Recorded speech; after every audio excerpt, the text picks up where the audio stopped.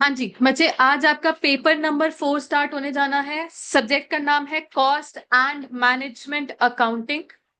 It is a thoroughly numerical subject. एक बारी let's take a look at paper pattern. Cost and management accounting का paper कैसा आता है देखिएगा। फटाफट से सेटल ऑन बेटा जी। आपके पास 30 मार्क्स का जो एमसीक्यू पोर्शन है उसमें पहले 2 क्वेश्चंस रहेंगे केस स्टडी। हमारे पास इसमें एक केस स्टडी में 5 एमसीक्यूज रहेंगे, 2 मार्क्स ईच। तो हमारे पास 2 केस स्टडी बन गए 10 मार्क्स ईच की, 20 मार्क्स का एमसीक्यू ऐसे कवर हो गया। बाकी के 5 क्वेश्चंस जो हैं इंडिपेंडेंट क्वेश्चंस रहेंगे। अभी तक देखा जा रहा है कि ये जो 2 मार्क्स के क्वेश्चन है ये न्यूमेरिकल क्वेश्चन ही है, बट एक थ्योरी भी आ सकता है इसमें। ठीक है, बट अभी तक ये देखा जा रहा है कि मोस्टली ये न्यूमेरिकल एमसीक्यूज ही हैं। तो उम्मीद कर सकते हैं हम कि हमारे पास 30 का 30 मार्क्स का पोर्शन प्योरली न्यूमेरिकल ही होगा। अगर हमें डिस्क्रिप्टिव की बात करूं, डिस्क्रिप्टिव हमारा सेक्शन है 70 मार्क्स का। जो क्वेश्चन आएगा हमारे पास अल्टीमेटली वो 14 मार्क्स का क्वेश्चन बनता है जी। टोटल हम फर्स्ट क्वेश्चन कंपलसरी है, हम सभी जानते हैं। उसके बाद आपको 2 to 6 5 क्वेश्चंस मिलेंगे जिसमें से आपको कोई भी 4 करने हैं। लास्ट वाला क्वेश्चन थ्योरी रहता है विद द वेटेज ऑफ 5+5+4। ये थ्योरी क्वेश्चन रहेगा। जो कंपल्सरी क्वेश्चन है इसमें भी 5+5+4 ये न्यूमेरिकल रहता है मोस्टली। अब रिमेनिंग जो ये 4 क्वेश्चंस हैं ब्रॉडली तो 14 मार्क्स के हैं, बट इनमें सब पार्ट्स आपके पास कुछ ऐसे बन सकते हैं 8+6, 9+5, 7+7, 10+4। कई बारी 10 मार्क्स का न्यूमेरिकल और 4 मार्क्स की थ्योरी यहां पर भी आ सकती है। सो थ्योरी पोर्शन कम है, बट बिल्कुल भी नहीं ऐसा नहीं बोल सकते। थ्योरी तो देखो है, but it can be left in choice. एक तो जो हमारे पास ब्रॉडली थ्योरी का क्वेश्चन बनेगा, एंड जो अगर कभी वो आपकी किस्मत है कि थ्योरी आपके पास मेन क्वेश्चन में आ जाए या नहीं आ जाए वो देख लेंगे। थ्योरी कवरेज तो चलो हो ही जाती है। ठीक, चलिएगा। आप सभी को बुक्स मिल गई हैं, ठीक है जी। अब ऐसा है, बुक्स में हम अभी के लिए एज पर सीक्वेंस नहीं चलेंगे। मैं अगर आपके सामने आपका कंटेंट रखूं कि आपके पास सिलेबस में कवरेज क्या क्या है, give me a moment please. Where is index?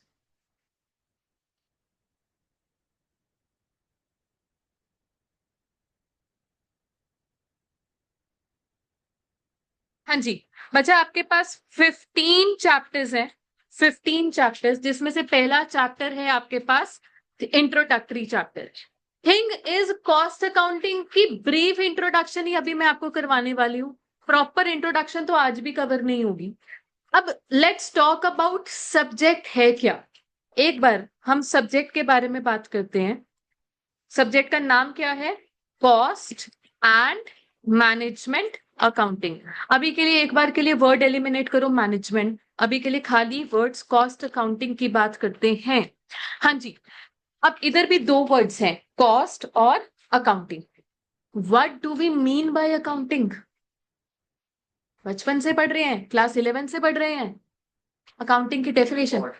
Recording, identifying, classifying, recording, summarising, क्या क्या financial transactions and presenting them to the stakeholders. जो भी हमारी फाइनेंशियल रिपोर्ट्स तैयार होती हैं, ठीक है जी। अब बगल में वर्ड जुड़ गया कॉस्ट। कॉस्ट मतलब हिंदी में बोले तो खर्चा। ये थोड़ा सा नॉन स्पेसिफिक वर्ड है, प्योर हिंदी में जाए तो लागत। ठीक है, तो बेसिकली अब सोचो खर्चे हैं, आप इनकी अकाउंटिंग, इनको आइडेंटिफाई करना, क्लासिफाई करना, रिकॉर्ड करना, समराइज वे में प्रेजेंट करना, ये सब तो फाइनेंशियल अकाउंटिंग नाम के सब्जेक्ट में भी कर ही रहे हो, बचपन से कर रहे हो। उधर भी तो ट्रेडिंग अकाउंट में डालते हो material, wages, factory expense, direct expense वगैरह वगैरह वगैरह। तो यहां पर एक नया सब्जेक्ट क्यों बन रहा है जब यही अकाउंटिंग, यही रिकॉर्डिंग उधर भी चल रही है? तो why another subject specifically? Let's talk about it. उस सब्जेक्ट में फाइनेंशियल अकाउंटिंग में कुछ लिमिटेशंस हैं। वो लिमिटेशंस नाम का आपका थ्योरी का टॉपिक भी हुआ करता था बचपन में, लिमिटेशंस ऑफ फाइनेंशियल अकाउंटिंग। क्या लिमिटेशंस हैं कि पहली बात तो ये एक पोस्टमार्टम करता है। पोस्टमार्टम मतलब ट्रांजैक्शंस हो गई उसके बाद उनको प्रेजेंट किया जा रहा है। कभी देखे आपने बजटेड बैलेंस शीट बनते हुए फाइनेंशियल अकाउंटिंग में? बजटेड P&L बनते हुए फाइनेंशियल अकाउंटिंग में? बजटेड नहीं जी, बजटेड फोरकास्टेड बैलेंस शीट कभी नहीं बनता।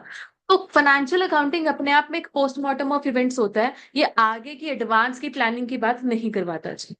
Moreover, for example, an organization which is into 4 areas, geographical areas, let us say north, east, west and south. अब जो उनका P&L बनता है वो तो कंबाइंड बनता है क्योंकि है तो एक ही एंटिटी। तो यहाँ पर सेल्स इकट्ठी आनी है, यहाँ पर खर्चे इकट्ठे आने हैं। इवेंचुअली अंडर फाइनेंशियल अकाउंटिंग हर एक एंटिटी का अपना अलग हिसाब किताब नहीं होता, हर एक डिविजन का, sorry, within one entity हर एक डिविजन का अपना हिसाब किताब नहीं होगा। या आप ऐसे बोलो, एक ही एंटिटी है, 4 प्रोडक्ट्स बेच रही है एबीसीडी, वो एबीसीडी की इंडिविजुअल डिटेल्स की प्रोडक्ट ए की इंडिविजुअल डिटेल्स ना जी, वहां पे तो क्या बन रहा है, हमारा ट्रेडिंग P&L बन रहा है। ट्रेडिंग अकाउंट में सेल आएगी, एबीसीडी की इकट्ठी आएगी, रेवेन्यू इकट्ठा वर्ड होता है। अगर आप प्रॉपर फाइनेंशियल स्टेटमेंट्स किसी भी कंपनी की उठाकर देखोगे तो इंडिविजुअल प्रोडक्ट्स की बात अंडर फाइनेंशियल अकाउंटिंग कभी कवर्ड ही नहीं होगी। तो आगे 4 में से लेटर से हमको कोई एक अगर लॉस मेकिंग लग रहा है, उसको डिसकंटिन्यू करना है, ये डिसीजन करवा ही नहीं सकती फाइनेंशियल अकाउंटिंग, क्योंकि financial accounting does not talk about details. And one very very most important limitation of financial accounting is कि आपका डेबिट साइड में यहाँ पर वेजेस पहुंचता है ट्रेडिंग अकाउंट में। M I right?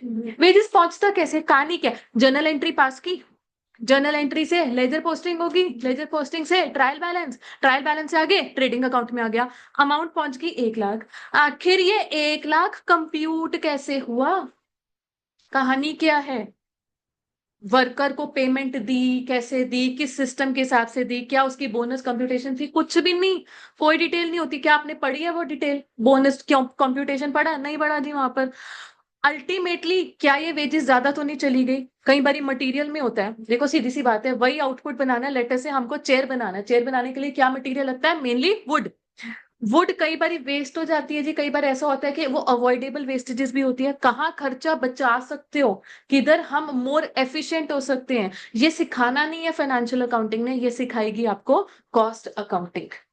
One of the most important objective of cost accounting is cost control and cost reduction. हाँ जी, cost control and cost reduction सब आपके पास इंट्रोडक्टरी पोर्शन में लिखा होता है। हाँ जी, अब ये वर्ड कंट्रोल और वर्ड रिडक्शन अपने आप में 2 डिफरेंट वर्ड्स हैं, बताओ क्यों डिफरेंट है? What do we mean by control? एक लेवल पे उसको मेंटेन करना, और रिडक्शन मतलब कम करना। देखो, आप कॉस्ट की बजाय वर्ड में अपने लिए एक बात करें तो weight control and weight reduction, मैं बोल दूं यार मैं बहुत मोटी हूँ, मुझे अपना वेट रिड्यूस करना है, एक सेंटेंस। दूसरा सेंटेंस, मुझे अपना वेट कंट्रोल करना है। तो मतलब मैं अपना असली वेट बता नहीं रही, फॉर एग्जाम्पल इट इज 55, लगता नहीं होगा, ठीक है? तो मानो मैं बोलती हूँ यार मेरे को अपना वेट कंट्रोल करना है, मतलब मुझे 55 की रेंज तक रखना है, यहां से बढ़ने नहीं देना। रिडक्शन मतलब मुझे 55 से उसको एक्चुअली नीचे गिराना है। तो कॉस्ट अकाउंटिंग की है जो कि कॉस्ट को रिड्यूस करवा सकती है एंड कंट्रोल करवा सकती है, but at the same time ensuring कि कॉस्ट रिडक्शन के नाम पर quality of finish good hamper नहीं होनी चाहिए। ठीक है जी? तो किस तरीके से हम अपने कॉस्ट रिड्यूस कर सकते हैं, how can we be more efficient in our work? ठीक है जी, चलो। अब ऐसा है, इस इंट्रोडक्टरी पोर्शन को लेकर आगे भी बात होगी, बट अभी के लिए आज हम जो एक चैप्टर पिक करने वाले हैं, हमारा चैप्टर का नाम रहेगा लेबर एंड डायरेक्ट एक्सपेंसेस। अभी के लिए डायरेक्ट एक्सपेंसेस भी हम होल्ड पे डालते हैं, हम वर्ड पढ़ेंगे, हम labour. No, what is labour cost? Simply हम उसको बोलते हैं cost of human effort. Simply हमारे पास ऑर्गेनाइजेशंस में वर्कर्स हायर्ड हैं, तो उनको जो हमने रेम्यूनरेशन वेजेस वगैरह देनी है उसकी बात की जाएगी। लेबर चैप्टर जो कि आपके पास बुक में आपको मिलेगा, चैप्टर नंबर 3, इस चैप्टर को बड़ी डिटेल में पढ़ा जाएगा, और इस चैप्टर को पढ़ने के 2 ऑब्जेक्टिव्स रहेंगे। पहला ऑब्जेक्टिव तो यही रहेगा कि after all labour cost compute कैसे होती है, कंप्यूटेशन ऑफ लेबर कॉस्ट। जैसे मैंने आपको बताया फाइनेंशियल अकाउंटिंग में तो सीधा एक बात बोल दी, हाँ जी, वेजेस इनकट 1 लाख पास दी जनरल एंट्री, आखिर वो 1 लाख कैलकुलेट कैसे हुआ वो बताओ, कंप्यूटेशन। दूसरी बात, अगर लेबर कॉस्ट कंट्रोल कर सकते हो, रिड्यूस कर सकते हो, तो कैसे उसको कंट्रोल एंड रिड्यूस कर सकते हो, ये हम इस चैप्टर में सीखने वाले हैं। Computation of labour cost and how labour cost can be controlled. इस चैप्टर को डिटेल में पढ़ने के ये 2 ऑब्जेक्टिव्स रहेंगे। आज के लिए हम एक टॉपिक स्टार्ट करने जा रहे हैं which you will find on page number 3.6 I think, not 3.6, 3.7। Control over labour turnover. बच्चा मुझे एक बार बताओ, आप में इसकी फैमिलीज में पेरेंट्स या सिबलिंग्स या कजन्स वगैरह कुछ भी आसपास लोग कोई गवर्नमेंट जॉब में है? Please raise your hand. Government job, government job, government job, ठीक है। गुनीत कौन है? दोनों फ्रेंड, पेरेंट्स? पेरेंट्स है। उन्होंने कब शुरू की थी अपनी जॉब्स रिस्पेक्टिवली, कब कब शुरू की थी? 1999, मतलब ठीक है, काफी साल से हैं, 20-25 सालों से हैं। And when do they plan to leave their jobs? Retirement. Retirement, हाँ जी। प्रशांत आपने भी हैंड रेज किया था। कौन है? फादर है। कब शुरू की थी? हाँ जी, 2000 में शुरू की थी, वही 20-25 साल वाली बात है। और कब कब छोड़ेंगे? जब रिटायर होंगे। आप में से किनके फैमिली मेंबर्स प्राइवेट जॉब्स में, कॉर्पोरेट्स? एनीवन? ठीक है, लक्ष्य आप बताओ कौन है? पापा। कब शुरू की थी? पता नहीं। अच्छा, कितने साल से? नहीं आइडिया? हाँ जी, 20 साल। ठीक है, और किस तरीके की ऑर्गेनाइजेशन है? कंपनी है। चलो छोड़ो, ये नहीं पता कंपनी क्या काम करती है। फार्मास्यूटिकल कंपनी है, ठीक है जी। और क्या खुश है? ठीक है, ठीक है, ओके। अब मुझे बताओ, किसी के family member specially into MNCs में भी, चलो अपना इधर कंसल्टेंसी की बात करते हैं, बिग फोर्स हो गया या आपका मैकेंजी, बेन, बीसीजी वगैरह, एनीवन? किसी के बिग फोर्स में है? एनीवन? No one? हाँ जी, आईटी, इन्फोसिस, टीसीएस है? चाचू हैं। कब शुरू की थी उन्होंने? उन्होंने भी चेंज करी है। और क्या कौन, मतलब जिस कंपनी में अभी आए हैं वहां पे हैप्पी हैं? ठीक है, ठीक है। एंड क्या सोचते हैं, मतलब कौन सी फील्ड है वो? आईटी का? आईटी सेक्टर है, ठीक है जी, ठीक है। चलो, मैं जिस बारे में बात कर रही हूँ कि कुछ ऑर्गेनाइजेशन है जहां पर, जैसे इन्होंने, नितिन ने बताया कि चाचू ने स्विच की कंपनी, मतलब लॉयल्टी नहीं है। सुनो, अच्छा, लक्ष्य के फादर जिस कंपनी में, शायद उन्होंने बहुत अच्छे से उनको रखा हुआ है, तो लॉयल्टी बनी हुई है, 20 साल से है।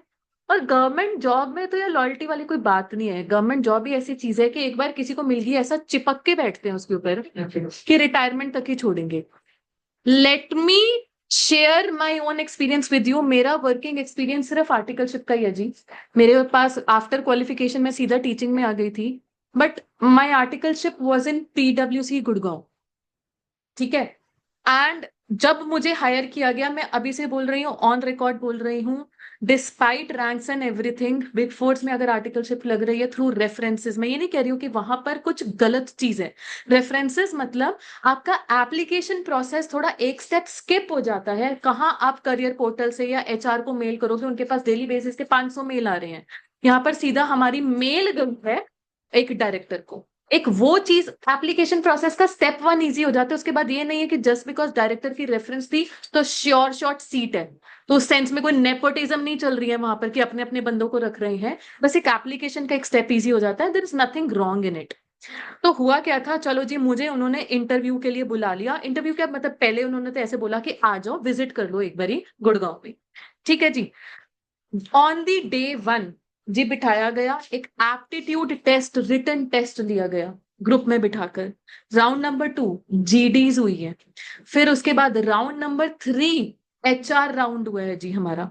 उसके बाद round number 4 technical interviews. Technical interviews मतलब मेरी जो फील्ड थी that is transfer pricing, it is 1 section in income tax. बेटा आज आप लोगों का इनकम टैक्स स्टार्ट हुआ है, आप लोग इंटर में पढ़ने भी नहीं वाले हो ये सेक्शन, सीए फाइनल में जाके पढ़ोगे। ये छोटा सा सेक्शन है अगर देखा जाए एक्ट में, बट इसकी एप्लीकेशन इतनी वास्ट है कि PwC में और बाकी बिग फोर्स में भी there is a separate department transfer pricing का। कॉर्पोरेट टैक्सेशन वगैरह सब अलग चल रही है, सेपरेट डिपार्टमेंट था ट्रांसफर प्राइसिंग का। तो वहां के लिए मेरी हायरिंग हो रही थी। अब being a CA inter qualified person, मुझे कौन सा ट्रांसफर प्राइसिंग पता है? बाय थ्योरी भी नहीं पता ना, पढ़ा ही नहीं वहां, तो दे डिडंट एक्सपेक्ट मी कि मुझे सब कुछ पता होगा। खैर उन्होंने खुद ही एक फॉर्मेलिटी थी कि टेक्निकल राउंड हो गया, आके जेनेरिक से बातें करके चली गई। फिर लास्ट एक और राउंड हुआ, फिर से एचआर राउंड, जिसमें एक्चुअली एचआर डिपार्टमेंट की थोड़ी सी सीनियर मैनेजर मुझसे आकर बात करके गई। मेनली उनको ये देखना था कि ये बच्चे रीलोकेट करेगी, शी इज फ्रॉम पंचकुला, ये गुड़गांव में रीलोकेट करेगी, फीजिबल लग रहा है, टिक पाएगी 3 साल वगैरह वगैरह, क्योंकि उनके लिए ये चीजें बड़ी मैटर करती है। तो वहां पे मैंने उनको कन्विंस कर लिया कि मेरी तो ग्रेजुएशन भी दिल्ली की है, मुझे घर से बाहर रहना आता है, मेरे लिए कोई नई चीज नहीं है, मैं टिक जाऊंगी। And they hired. ठीक है जी, उन्होंने मुझे एक रिपोर्टिंग डेट दी थी। जब रिपोर्टिंग डेट के लिए उन्होंने मुझे बुलाया, तो एक बिल्डिंग है, आप लोग जानते हैं, जैसे ही आप गुड़गांव में एंट्री लेते हैं, लेफ्ट हैंड साइड पर एक साइबर हब आता है, मालूम है, ऊंची ऊंची, वैसे तो गुड़गांव में एंट्री लेते बड़ी बड़ी बिल्डिंग्स दिखाई देती है, समथिंग कॉल्ड साइबर हब, उसको हमारे टाइम पे साइबर सिटी बोला जाता था। तो साइबर सिटी में बिल्डिंग नंबर 8B में उनके पास 7th and 8th फ्लोर था। तो उन्होंने हमें डे 1 पर बुलाया, बिठाया कॉन्फ्रेंस रूम में। वहां पर मैं थी, आर्टिकल्स में एक मैं थी, बाकी analyst and associates, freshly qualified chartered accountant को एसोसिएट्स बोलते हैं, तो एसोसिएट्स बुलाए गए, बिठाया गया, ओरिएंटेशन सी लगवाई, व्हाट इज पीडब्ल्यूसी, कौन कौन फाउंडर्स थे, कहाँ से शुरू हुई, इसका मिशन क्या है, इसका विजन क्या है, वगैरह वगैरह फॉर्मेलिटी सी करती। फिर उसी दिन सेम डे पर हमारे लैपटॉप इशू किए गए, लैपटॉप के नाम पर एंटीक पीस इशू किया गया, और उसके बाद आई कार्ड के लिए फोटो खिंचवाई गई। स्टाइपेंड जो उन्होंने देना था 6,000 रुपए का, उसमें भी 1,000 रुपया कैब फैसिलिटी का काट के 5,000 रुपया हमें स्टाइपेंड मिलता था जी। बट बैंक अकाउंट में आना था, तो बैंक अकाउंट भी खुलवाया गया। बढ़िया लगा जी। ठीक है। उसके बाद सेकंड डे पर बोला, उस दिन देखो ये सारी फॉर्मेलिटीज चल रही है, सेकंड डे पर बोला कि आपको पीडब्ल्यूसी के पास बिल्डिंग नंबर 10C में 18वां, नहीं 17वां और 18वां फ्लोर था। बोला 18th फ्लोर पे आपकी ऑफिस है, आपकी टीम है, ट्रांसफर प्राइसिंग डिपार्टमेंट वहीं बैठता है 18th फ्लोर पे, वहां जाओ। आपका एक तो आर्टिकलशिप वाली फॉर्मेलिटीज, क्योंकि जिनके अंडर आप आर्टिकलशिप रजिस्टर करते हो उनके साइन वगैरह होते हैं जी। तो जो मेरे टीम के मैनेजर थे वही मेरे प्रिंसिपल थे, प्रिंसिपल बोलते हैं जिन जिन सीए के अंडर आप रजिस्टर होते हो। तो आप उनसे मिलोगे, आपको आपकी टीम से इंट्रोड्यूस करवाया जाएगा। तो डे 2 पर वहां गए, टीम से मिलाया गया, और ठीक है जी, फाइनली अब ऑफिशियली मेरी स्टार्ट हो गई थी आर्टिकलशिप वहां पर। ठीक है। अब शुरू का 1-2 महीना तो उन्होंने क्या ही काम करना, मतलब वैसे भी सोचो मेरी ज्वाइनिंग हुई थी तकरीबन अप्रैल में। ठीक है। 1-2 महीना तो एज सच कोई एफर्ट इतना लेता नहीं है सिखाने का, वो धीरे धीरे बात चलती है। 1-2 महीना पता है क्या काम मिलेगा, प्रिंटिंग कर दो, स्कैनिंग कर दो। फिर धीरे धीरे कंफर्ट लेवल बन जाता है, जब उनका हक वो फील करने लगते हैं कि यार इसको तो कुछ भी बोल सकते हैं। बच्चे की स्कूल की फीस का ड्राफ्ट बनवा लाओ, कैबिनेट गंदा हो रहा है, फाइलें गंदी हो रही है, डस्टिंग कर दो, चल रहा है ये सब कुछ, चल रहा है। ठीक है, कोई बात नहीं। फिर लगभग 1 महीने के अंदर अंदर ही एक मेल आता है कि गुड़गांव लोकेशन में जितने भी न्यू हायरिंग्स हैं, चाहे ट्रांसफर प्राइसिंग के हैं, चाहे इनडायरेक्ट टैक्स के हैं, चाहे ऑडिट के हैं, जिस मर्जी डिपार्टमेंट के हैं, पीडब्ल्यूसी के जितने भी गुड़गांव के फ्रेश हायरिंग्स हैं, आ जाओ। एक होटल होता था जो यहाँ पर अभी जीरकपुर वगैरह में भी है, रिजेंटा, रिजेंटा होटल में आ जाओ गुड़गांव में, और वहां पर एक दिन की ओरिएंटेशन है।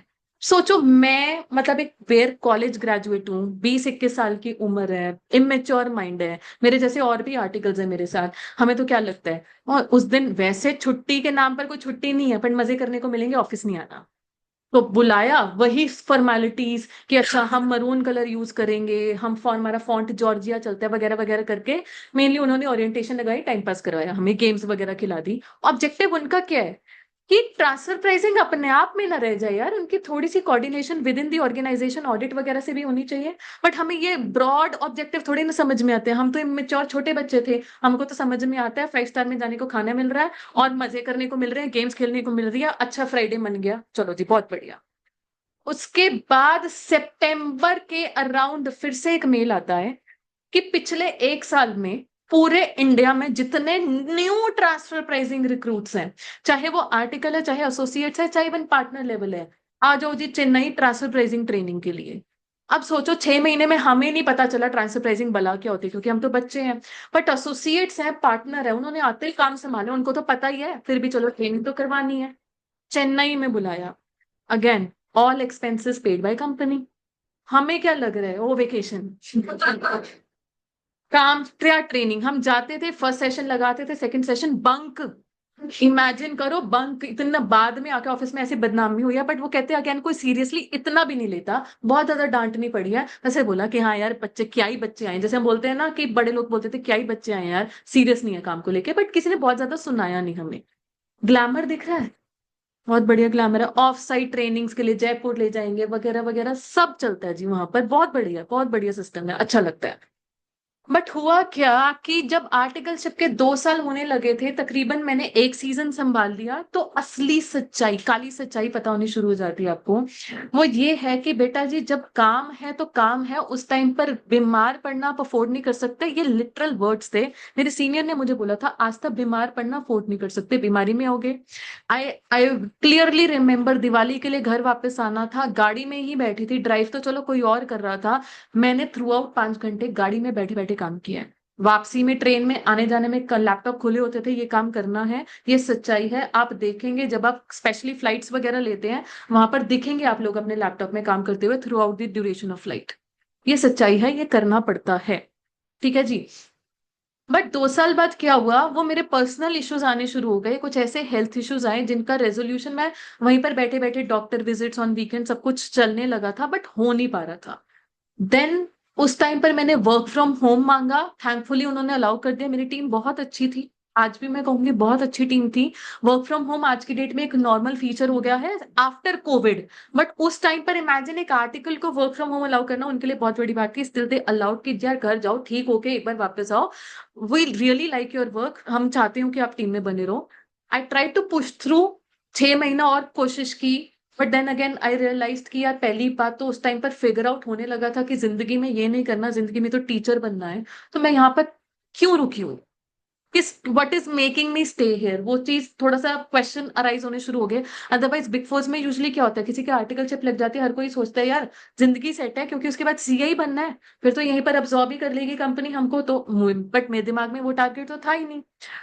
So I had to take a very tough call उस टाइम पर, but I had to decide कि मुझे तो छोड़ना है, मेरी आर्टिकलशिप को लेकर मुझे ट्रांसफर लेना पड़ेगा। You should know that ICI allows transfer very late into the articleship on a very specific reason। ऐसा नहीं है मन में आ रहा था, वो मन नहीं लग रहा है, यहाँ पर वो चीज नहीं चलती है। Very specific grounds are there, उसमें से हेल्थ रीजन वाज देयर, और वो भी बड़ी स्ट्रिक्ट कंडीशन है। गवर्नमेंट हॉस्पिटल की रिपोर्ट लगेगी, आपको मैंडेटरी ब्रेक लेना पड़ेगा, मे बी आपका सीए फाइनल का अटेम्प्ट आगे खिसकता है। I was all okay with that, क्योंकि वो हेल्थ इशू सिवियर होता जा रहा था। जब मुझे छोड़ना था, again my team was very very cooperative, उन्होंने बोला ठीक है। उन I clearly remember my manager's word, Aastha as your manager I don't wish to let you go, but as a human I am letting you go, क्योंकि मुझे दिखाई दे रही है आपकी हालत क्या हो रही है। जाओ, सीए बनो, कभी भी वापस आने का मन करे, पीडब्ल्यूसी के doors are always open for you. And I remember CA बनने के तकरीबन 7-8 साल बाद, आज के 1-2 साल पहले फिर से मुझे फोन भी आया था। वही मेरे मैनेजर ने अपनी एक सेपरेट फर्म खोली है, तो आस्था ट्रांसफर प्राइसिंग का ही काम कर रहे हैं, आना चाहते हो? ऑफर आया था 2 साल पहले भी, मैंने कहा नहीं यार अब तो टीचिंग में ही है। सो ये चीज थी, overall a very good experience there. वो मेरे अपने पर्सनल इश्यूज थे जिसकी वजह से मुझे जाना पड़ा। बट हैविंग सेड दैट, बहुत सारे लोग हैं जो पर्सनल इश्यूज नहीं, इन जनरल ऑर्गेनाइजेशन से दुखी होकर चली जाती, बट सबका जाने का, लेटिंग गो का प्रोसेस तो एक ही है ना। देखो एंट्री पर इंटरव्यू लेंगे तो एग्जिट पर इंटरव्यू भी हुए थे, मेरा भी हुआ था, it was again a formality. फिर मैंडेटरी ट्रेनिंग्स भी हमें करवाई गई कि आप अपने क्लाइंट का डेटा कहीं बाहर लीक नहीं करोगे, ऑब्वियसली उनको ये इंश्योर करना है, तो इस चीज को लेकर एक कंप्लायंस ट्रेनिंग भी हुई थी। And on the very last day I went back to building number 8B, and 7th floor पर गई अपना लैपटॉप रिटर्न करने, अपना आई कार्ड रिटर्न करने। तो मैं एचआर को के साथ ही बैठी थी, सारी फॉर्मेलिटीज कर ही रही थी, मुझे सामने वही कॉन्फ्रेंस रूम दिखाई दे रहा था जिसमें नए बकरे आए हुए थे, तो दिखाई दे रहा था ये प्रोसेस। बट मुझे लगा कि यार ये circle keeps going on and on. मतलब पीडब्ल्यूसी में एचआर डिपार्टमेंट में इतनी सारी स्ट्रेंथ थी, क्योंकि हर थर्सडे कोई नई हायरिंग हो रही है, हर थर्सडे ओरिएंटेशन सेशन लग रहे हैं, जब देखो कोई ना कोई छोड़ के जा रहा है, फेयरवेल के केक कट रहे हैं। हाँ मेरा भी कटा था। तो इमेजिन, मतलब क्या ये चीजें होती होंगी गवर्नमेंट ऑर्गेनाइजेशन में यार? गवर्नमेंट ऑर्गेनाइजेशन में फेयरवेल होती है सीधी रिटायरमेंट पे, समझ रहे हो? तो फिर क्या फर्क है? चलो मेरे अपने हेल्थ रीजंस थे, बट बाकी जैसे निधि ने बोला स्विच की है जॉब, क्यों स्विच की? लॉयल्टी क्यों नहीं थी पहले वाली कंपनी से? उसकी जो प्रमोशन हो रही थी बहुत अच्छी हो रही थी और पैकेज भी अच्छा था। पैसे, पैसा बाबू भैया, पैसे का चक्कर है। उसमें मैनेजर थे, वहां पे एनालिस्ट की जॉब थी। हाँ, देख लो। सो इवेंचुअली यही तो चीज है ऑर्गेनाइजेशन में, अगर इस तरीके का आना जाना लगा हुआ है, सोचो लोग आते हैं अनस्किल्ड, नौ सीखिए लोग, उनको एक तो मेहनत करो, उनके ऊपर काम सिखाओ, फिर उन्होंने 2-2 साल में छोड़ के चले जाना है। मैं छोड़ के चली गई, नया आर्टिकल आया, मैंने उसको अपना हैंड ओवर दिया, उसके लिए फिर से खर्चा करो, बुलाओ उसको फिर से रिजेंटा में, करवाओ उसकी फिर से, वो 6 महीने बाद, चेन्नई नहीं कोलकाता बुलाया था उसको मेरे, जब मैं छोड़ के चली गई थी। मतलब अब मैं ना छोड़ के जाती तो पीडब्ल्यूसी के वो पैसे भी तो बच रहे थे। तो सोचो इन जनरल कोई भी ऑर्गेनाइजेशन में अगर कोई छोड़कर जाता है, उसकी जगह कोई रिप्लेसमेंट लानी है, खर्चे तो उनके हैं। तो इन दी फर्स्ट प्लेस वो कोशिश ही कर रहे हैं। चलो अगेन मेरे पर्सनल रीजन थे, बट अगर कोई तंग होके छोड़ के जा रहा है, जैसे ये बोल रहे थे पे पैकेज अच्छा नहीं था, इससे अच्छा उनका पैकेज बढ़ा देते, कुछ करते जिससे एटलीस्ट एक ट्रेंड स्किल्ड एम्प्लॉय रिटेन रहता उनके पास। बेटा यही कॉन्सेप्ट डिस्कस करना है। आफ्टर ऑल ये भी तो सब लेबर कॉस्ट का हिस्सा है, हम बात ही कर रहे हैं लेबर कॉस्ट की, खर्चों की। तो चलो इसको फॉर्मली टेकअप करते हैं। So what is labour turnover? पहली बात तो टर्नओवर वर्ड से कंफ्यूजन ना लेना, turnover does not mean sales या रेवेन्यू हेयर। टर्नओवर मतलब रोटेशन, एम्प्लॉयज का आना या जाना। What is labour turnover discuss करते हैं जी। इसकी definition, rate of change in composition of labour force during a specified period.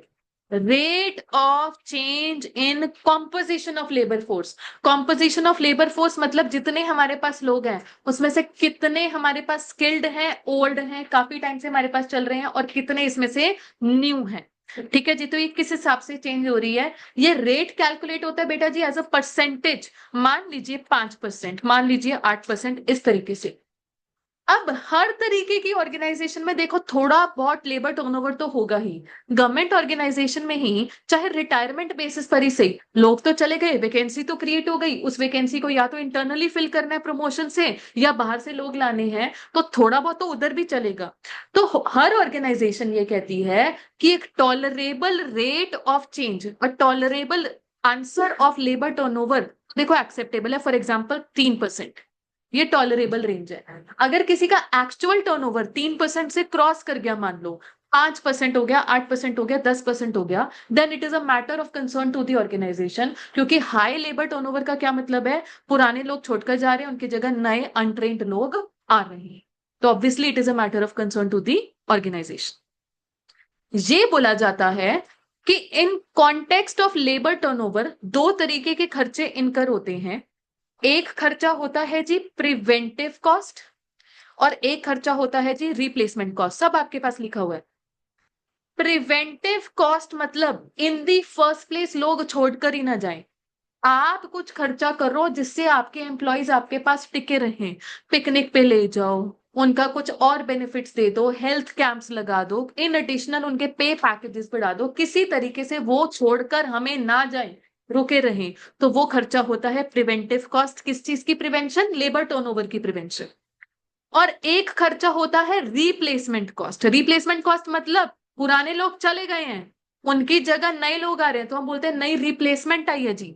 तो रिप्लेसमेंट को हायर करने में खर्चा लगता है, रिप्लेसमेंट को रिट्रेन करने में खर्चा लगता है। वो रिप्लेसमेंट नया वर्कर आकर शुरू शुरू में तो गलतियां करेगा, वो गलतियों को रेक्टिफाई करने का खर्चा लगता है। शुरू में आकर वो स्लो स्पीड से काम करेगा, तो जो आउटपुट, जो प्रोडक्टिविटी, लेट से 1 घंटे में 10 यूनिट एक एक्सपीरियंस वर्कर बना सकता था, नया वर्कर वो उसी 1 घंटे में भी 6 यूनिट बनाकर देगा, तो वो लॉस ऑफ आउटपुट भी हो जाता है। तो ये सब होते हैं रिप्लेसमेंट कॉस्ट। सिंपली कि एक नया इंसान आकर काम करेगा, उसको लेकर क्या खर्चे पड़ रहे हैं। अब ध्यान से देखो, इन दी फर्स्ट प्लेस अगर एक ऑर्गेनाइजेशन ने यहां कंजूसी कर दी, इसको रखा लो, तो क्या होगा? प्रिवेंटिव कॉस्ट ही लो है, मतलब लोगों को रोकने का एफर्ट ही नहीं लिया, लोग तो जाएंगे, लोग जाएंगे तो उनकी जगह नए लोग आएंगे, नए लोगों को लेकर हाई रिप्लेसमेंट कॉस्ट पड़ेगी। बट अगर यही हाई एनकर कर लिया तो रिप्लेसमेंट कॉस्ट पड़ेगी लो। Which combination is looking better to you?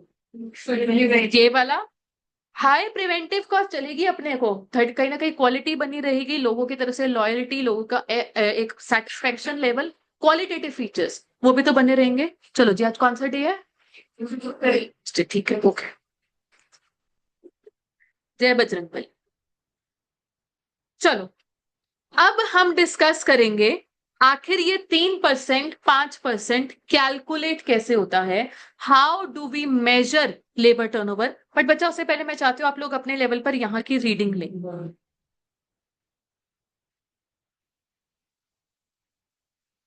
मंशा बेटा, give me a reminder to share this PDF file with you. जब तक आपके पास बुक पहुंचेगी I will share this PDF file with you. Okay ma'am. हाँ जी, मुझे व्हाट्सएप पर मैसेज कर देना बाद में।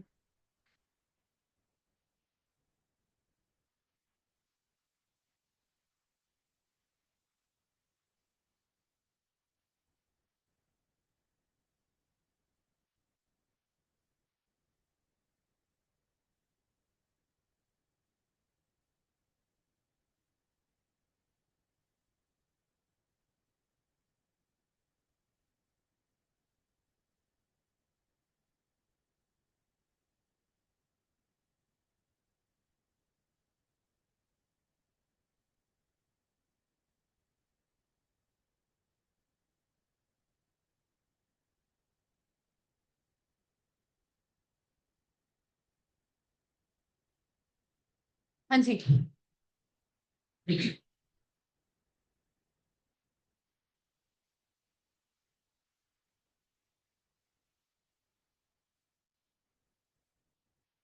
पढ़ लिया।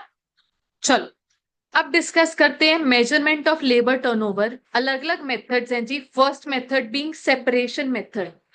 सेपरेशन मेथड कहता है न्यूमरेटर में रखो number of separations during the period. For example हम एक क्वार्टर के लिए कैलकुलेट कर रहे हैं, तो ड्यूरिंग द क्वार्टर कितनी सेपरेशन। सेपरेशन मतलब people who are not on our roll any more, who are not our employees any more. उनका जाने का कारण कुछ भी हो सकता है, खुद से गए, हमने निकाले, या भगवान ना करे भगवान को ही प्यारे हो गए।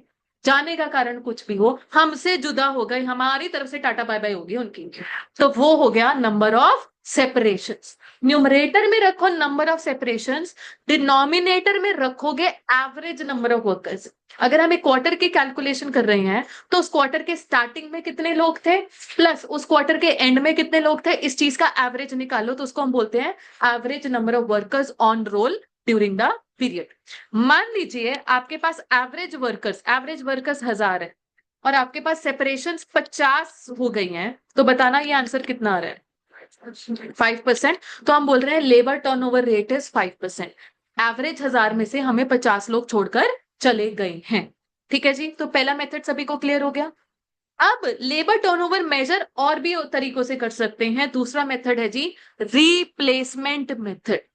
रिप्लेसमेंट का क्या मतलब होता है कि जो वैकेंसी क्रिएटेड है उसको फिल करने कोई आ रहा है, उसको हम बोलते हैं कि किसी की जगह जब कोई आया है उसको हम बोलते हैं रिप्लेसमेंट आई है।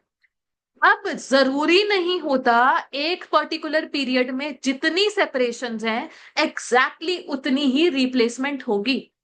कई बार ऐसा होता है कि 50 लोग छोड़कर चले गए, उसमें से 40 की रिप्लेसमेंट आई है, बाकी 10 पोस्ट खाली रह गई, पॉसिबिलिटी है।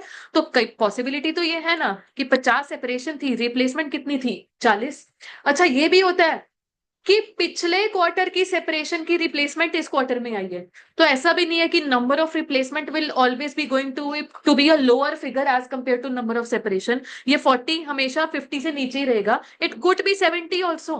70 कैसे हम बोल सकते हैं, पिछले क्वार्टर की रिप्लेसमेंट जो है, पिछले क्वार्टर की जो सेपरेशन हुई है उसकी रिप्लेसमेंट करंट क्वार्टर में आई है, ये भी तो पॉसिबिलिटी है। So do not mix the concept, do not try to correlate the concept of separation and replacement always.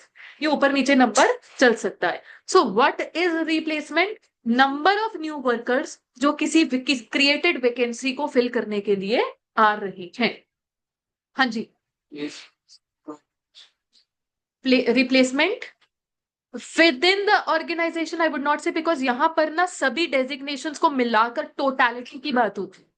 तो वो पर्टिकुलर एम्प्लॉय जो कि प्रमोट हो गया है या किसको हमने डिपार्टमेंट बदल दिया, जो भी हुआ है विद इन द ऑर्गेनाइजेशन, तो वो रोका है ना। तो यूजली वैसे तो एज अ कॉन्सेप्ट की मैं बात करूं मनित, तो एज अ कॉन्सेप्ट टोटालिटी देखा जाता है, but may be with in divisions हम बोल सकते हैं कि लेटर से हम बोल देंगे कि अगर बिग फोर्स के कॉन्टेक्स्ट में बात करें, ट्रांसफर प्राइसिंग का इंडिविजुअल टर्नओवर निकल रहा है, या हमारे पास अलग अलग डिपार्टमेंट्स के टर्नओवर निकल रहे हैं, तो maybe separate records could also be there. In that case for example एक इंसान ट्रांसफर प्राइसिंग से उठकर स्टार्ट ऑडिट में चला गया है, तो वो ट्रांसफर प्राइसिंग के लिए क्या हो जाएगा, सेपरेशन हो जाएगा, बट इंडिविजुअली वो स्टार्ट ऑडिट के लिए क्या हो जाएगा, न्यू रिप्लेसमेंट हो सकता है। अभी के लिए फ्लक्स मेथड नहीं मैं डिस्कस करवा रही हूं। I am taking you to a new concept, new recruitment. New recruitment क्या होता है, जरा ध्यान से बात को सुनना। एक ऑर्गेनाइजेशन है, उसने एक्सपैंड किया है, एक्सपैंड जहां कर रहे हैं, फॉर एग्जाम्पल अभी तक वो एक कंपनी जो थी वो सिर्फ नॉर्थ इंडिया में ऑपरेट कर रही थी, अब उन्होंने एज एक्सपेंशन साउथ इंडिया में भी काम करना शुरू किया, तो साउथ इंडिया में न्यू डिविजन्स खुली, वहां पर न्यू लोग हायर होंगे। तो न्यू रिक्रूटमेंट मतलब जो न्यूली क्रिएटेड पोस्ट के लिए हायर हो रहा है, बंदा हायर हुआ है बट किसी की जगह लेने के लिए नहीं आ रहा, क्योंकि जब किसी की जगह लेने के लिए आते हैं उसको हम बोलते हैं रिप्लेसमेंट। यहां पर ऑल टुगेदर एक न्यू पोस्ट क्रिएटेड थी, तो उसको हम बोलते हैं न्यू रिक्रूटमेंट। एंड एक और चीज, एक फैंसी सा वर्ड है एक्सेशंस। एक्सेशंस मतलब टोटल रिक्रूटमेंट, टोटल रिक्रूटमेंट मतलब टोटल कितने लोग हायर हुए। अब इसमें दो बातें कवर्ड हो जाएंगी, किसी की जगह लेने के लिए लोग आ रहे हैं वो भी तो हायर होते हैं, और कोई न्यू पोस्ट के लिए हायर हो रहा है वो भी तो हायर ही हो रहा है। सो व्हाट इज एक्सेशन, इसका मतलब हो जाएगा रिप्लेसमेंट प्लस न्यू रिक्रूटमेंट। ठीक है जी। एक बात टू हैव मोर क्लैरिटी, मान लीजिए हमारे यहाँ पर एसडी कॉमर्स करियर में ऑफिस में मैम बैठते हैं, प्रीति मैम,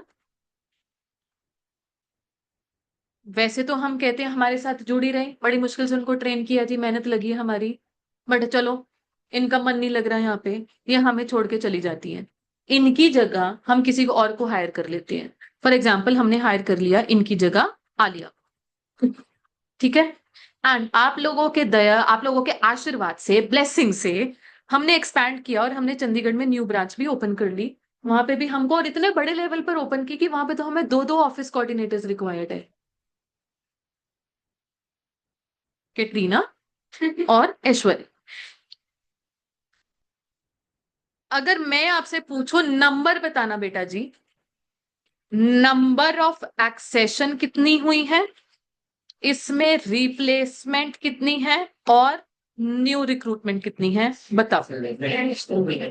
एक सेकेंड, वन बाय वन। हाँ जी तनिष्क बताओ। 3 एक्सेशंस, एक्सेशंस में कौन कौन कवर्ड है, आलिया, कैटरीना और ऐश्वर्या। हाँ जी। ईशा आप बता सकते हैं रिप्लेसमेंट कितनी है, 1। कौन है रिप्लेसमेंट, आलिया, जो प्रीति की जगह आलिया आई है। और न्यू रिक्रूटमेंट, हाँ जी, न्यू रिक्रूटमेंट कितनी है, 2, क्योंकि जो न्यूली क्रिएटेड पोस्ट के लिए हायर हुई है वो है न्यू रिक्रूटमेंट। सो क्लियर है व्हाट इज एक्सेशन। एक्सेशन मतलब टोटल रिक्रूटमेंट, मतलब replacement plus new recruitment. Replacement मतलब जो किसी की जगह लेने के लिए आया है, और न्यू रिक्रूटमेंट मतलब न्यूली क्रिएटेड पोस्ट के लिए वो हायर हुआ है। अच्छा, इस कॉन्टेक्स्ट में सेपरेशन कितनी हुई, 1, प्रीति मैम। ठीक है जी, क्लियर है ये सभी को, ऑल राइट। अब देखो जरा, न्यू रिक्रूटमेंट को लेकर आपसे बात करना चाहूंगा। कायदे से न्यू रिक्रूटमेंट अपने आप में एक बैड थिंग थोड़ी ना है। न्यू रिक्रूटमेंट क्यों होती है, क्योंकि ऑर्गेनाइजेशन एक्सपैंड कर रही है, न्यू पोस्ट क्रिएट कर रही है, तो ये बैड थिंग तो है ही नहीं है। एज सच इसका लेकर फिर भी एक मेथड क्यों बनाया गया है, इसका लेबर टर्नओवर कॉन्सेप्ट से डायरेक्टली तो लेना देना नहीं है, बट समहाउ न्यू रिक्रूटमेंट की वजह से ओवरऑल ऑर्गेनाइजेशन की वर्कफोर्स बढ़ती है और उसकी कॉम्पोजिशन भी चेंज होती है। लेबर टर्नओवर रेट की डेफिनेशन क्या है, rate of change in composition of workforce. तो कहीं ना कहीं उस कॉम्पोजिशन में फर्क आ जाएगा ना, अब न्यू हायरिंग्स भी तो उसमें इंक्लूड हो जाएंगी, तो इसको लेकर एक सेपरेट मेथड बनाया गया है, number of new recruitments upon average number of workers. Her method के डिनोमिनेटर में तो एवरेज नंबर ऑफ वर्कर्स चल ही रहा है जी। अच्छा, अब आपको लेकर जाते हैं फ्लक्स मेथड पर। फ्लक्स मेथड कहता है अभी तक जो आपने बात सीखी है उनको एडअप कर दो, तो न्यूमरेटर में रखोगे सेपरेशंस, रिप्लेसमेंट भी रखोगे और नंबर ऑफ न्यू रिक्रूटमेंट भी रखोगे। पहली चीज, रिप्लेसमेंट और नंबर ऑफ न्यू रिक्रूटमेंट्स मिलाकर एक वर्ड हमने क्या सीखा है, एक्सेशन। तो देखो सेपरेशन प्लस एक्सेशन हो गया, बात तो वही है। इस मेथड को पढ़ के मन में एक सवाल भी आता है कि समटाइम्स सेपरेशन और रिप्लेसमेंट कुछ तो ओवरलैप होता है। मैम आपने ये बोला एग्जैक्टली बराबर नहीं होती हमेशा, बट कुछ तो ओवरलैप होता है ना, तो इधर डबल काउंटिंग नहीं हो रही है। जी ऐसा है, डबल काउंटिंग हो रही है, अग्रीड, बट ये मेथड हम कैलकुलेट क्यों कर रहे हैं? कंपैरिजन किससे? May be other industry firm से, या मे बी खुद की परफॉर्मेंस फ्रॉम लास्ट ईयर से है। सोचो, अगर बाकी फर्म्स भी फ्लेक्स मेथड यूज कर रही हैं, बाकी फर्म्स भी कहीं ना कहीं ओवरलैप इंक्लूड कर रही हैं, हम भी कर सकते हैं जी। ऐसे अगर हमने लास्ट ईयर कुछ कैलकुलेशन फ्लेक्स मेथड से की है, तो करंट ईयर में हम भी फ्लेक्स मेथड से कर लेंगे, तो कोई इसमें ऐसी दिक्कत वाली बात नहीं है। ठीक है जी। अब मैं चाहती हूं आप सभी बच्चे इन पांचों मेथड्स की, कितने मेथड्स होंगे मेरे पास? पांचों मेथड्स की आप एक रीडिंग ले, और फिर मैं आगे आपको क्वेश्चन स्टार्ट करवा दूंगी। A very quick reading.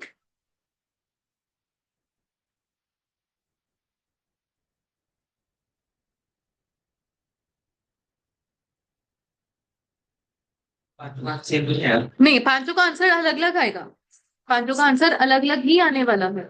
But then again हम बात यहाँ पर ये कर रहे हैं कि for comparison point of view, if a rival firm is using let us से आपका एक्सेशन मेथड टू मेजर, तो हमें भी for comparison purpose, for commenting purpose accession से ही करना है।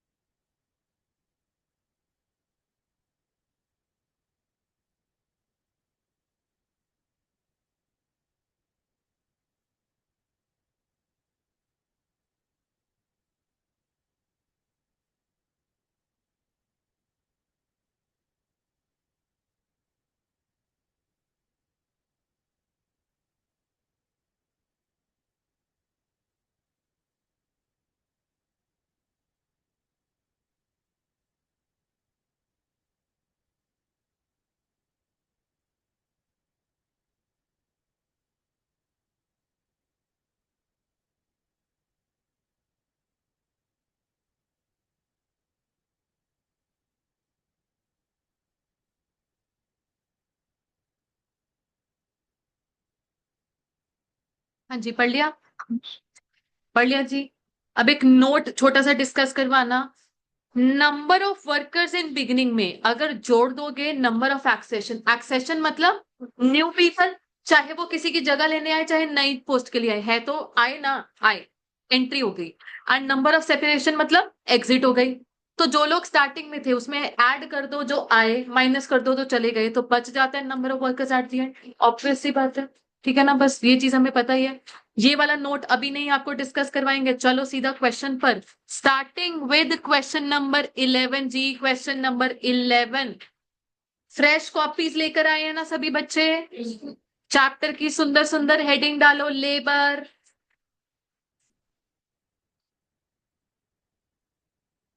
हाँ जी। एक्सेशन में रिप्लेसमेंट भी आता है, तो डबल काउंटिंग किधर, कौन से मेथड की बात कर रहे हो? Number of workers at the and निकालने, हाँ जी।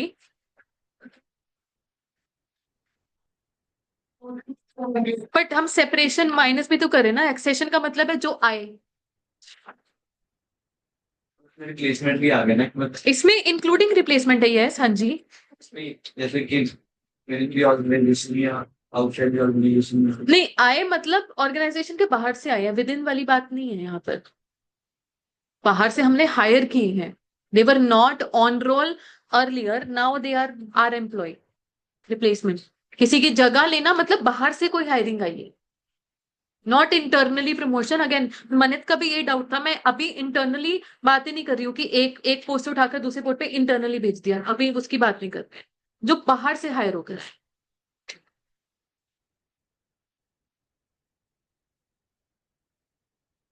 हाँ जी, स्टार्ट कर सकते हैं क्वेश्चन नंबर 11 जी। पढ़े। From the following information calculate labour turnover rate, number of workers as on 1st January 7600, as on 31st December 8400, during the year 80 workers left while 320 workers were discharge. इसके बाद बेटा फुल स्टॉप लगा लेना, ये full stop है। 1200 workers were recruited during the year and इसके बाद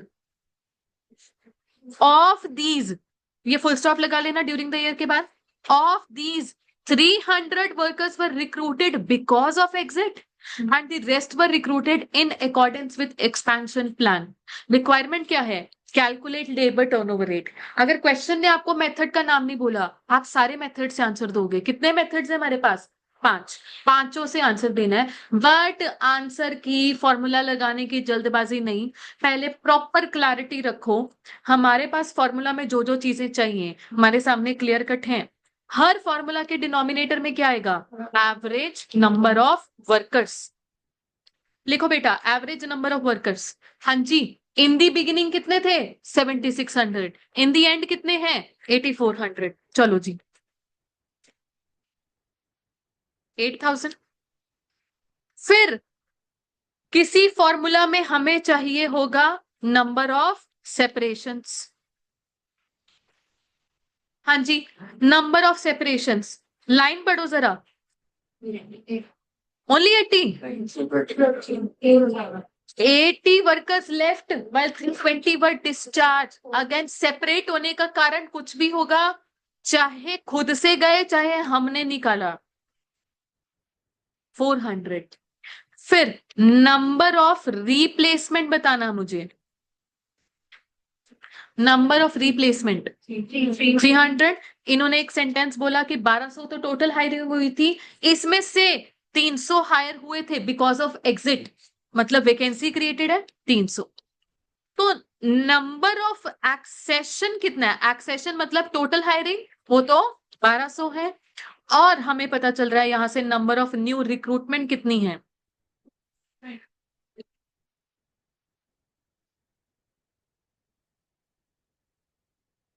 900।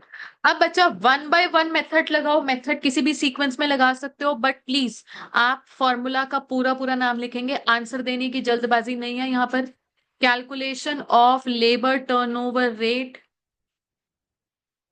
Calculation of labour turnover rate. हाँ जी, सबसे पहले बाय सेपरेशन मेथड फॉर्मूला लिखना ही लिखना है, स्किप नहीं करना। Number of separations upon average number of workers into 100। चलो जी, कर लो कैलकुलेट।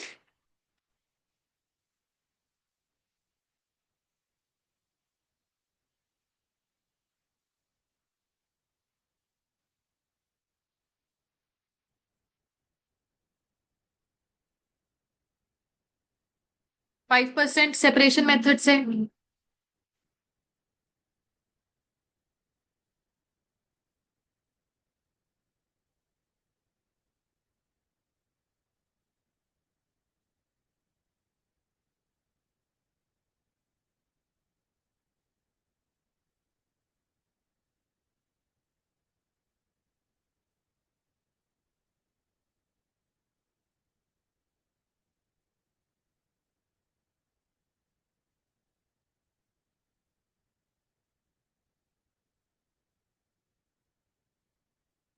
रिप्लेसमेंट से आंसर आ रहा है 3.75%।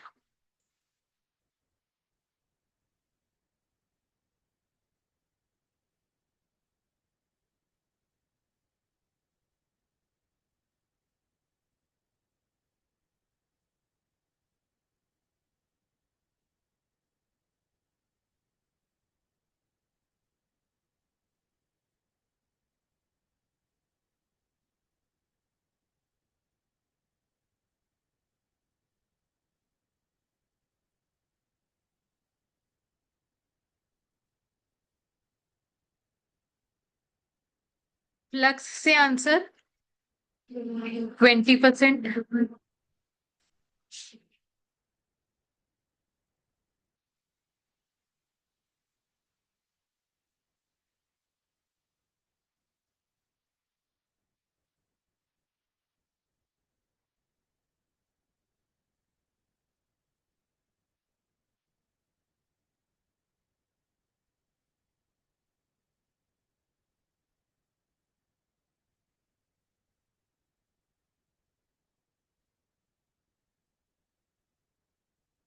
हाँ जी, न्यू रिक्रूटमेंट से। क्या ठीक है जी।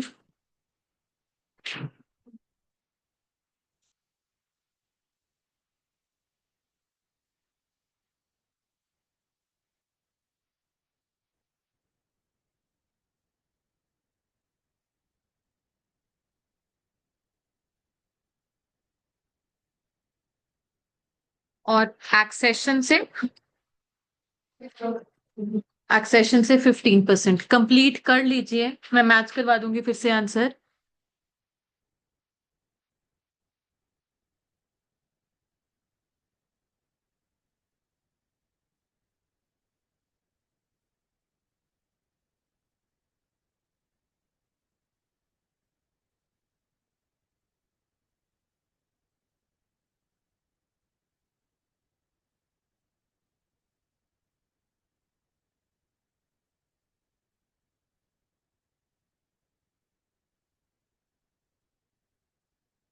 हाँ जी, आपको लगता है कि पेपर में ऐसा क्वेश्चन आने वाला है? क्यों? बहुत सिंपल है इसलिए। यार एमसीक्यू में तो आया हुआ है सही में। हाँ जी, मेथड स्पेसिफाई करना फिर भी कोई मतलब आया हुआ है तो एज सच यहाँ पर ये इजी कॉन्सेप्ट तो है, पेपर में आ सकता है बड़े आराम से। ठीक है जी, एक बारी आंसर मैच करवाएं स्टार्टिंग से। सेपरेशन मेथड में 5% सभी के पास है, रिप्लेसमेंट मेथड 3.75%, फ्लक्स में 20%, न्यू रिक्रूटमेंट में 11.25 और एक्सेशन में 15%। किसी के पास अगर डिफरेंट आंसर है प्लीज बताएंगे जरूर। कर रहा है मैच आंसर? ठीक है जी, ठीक है। चलो अब आपको एक क्वेश्चन पर लेकर चलते हैं, क्वेश्चन नंबर 10। क्वेश्चन नंबर 10 स्टार्ट कर सकते हैं, अगर रुकना है तो प्लीज बता दो। हमें कितना रह गया, ये वाला 11th हो गया? ठीक है, गार्गी हो गया था 11th। कर लो कर लो कर लो।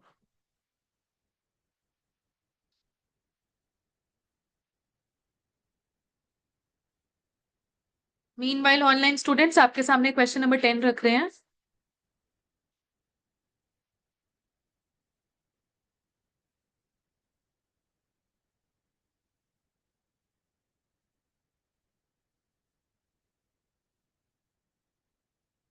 हाँ जी, चलिए question number 10 please. Accountant of Y Limited has computed labor turnover rate for quarter ended 31st March 2011 as 10%, 5% and 3% respectively under flux, replacement and separation method respectively। तीन मेथड के हिसाब से लेबर टर्नओवर रेट आपको बता दिए गए हैं। If the number of workers replaced during the quarter is 30, find out number of workers recruited and joined। मतलब पूछ रहे हैं आपसे एक्सेशन, जिन्होंने ज्वाइन किया, चाहे किसी की जगह लेकर ज्वाइन किया, चाहे न्यू पोस्ट के लिए ज्वाइन किया। रिक्रूटेड एंड ज्वाइन मतलब एक्सेशन। लेफ्ट एंड डिस्चार्ज मतलब पूछ रहे हैं हमसे सेपरेशन। फिर number of workers in the beginning and at end and equivalent employee turnover rate for the year. ये फोर्थ और थर्ड रिक्वायरमेंट पर मैं आपको लेकर आऊंगी। पहले मुझे बताओ, पहली दो रिक्वायरमेंट नंबर ऑफ एक्सेशन और नंबर ऑफ सेपरेशन निकालने की कैसे सॉल्व कर सकते हो? What is the thought process? Replacement method apply कर कर क्या मिसिंग फिगर निकल कर आएगी? Average number of workers. देखो हमें कैसे पता कौन सा मेथड लगाना है? जिस मेथड का सबसे ज्यादा डेटा अवेलेबल है। यहाँ पर देखो, एक तो रिप्लेसमेंट का रेट भी अवेलेबल था 5 और नंबर ऑफ रिप्लेसमेंट भी थी, तो यहां से लग रहा है कि सबसे पहले तो हमारा लगने वाला है रिप्लेसमेंट मेथड। चलो जी चलो स्टार्ट करते हैं क्वेश्चन number 10।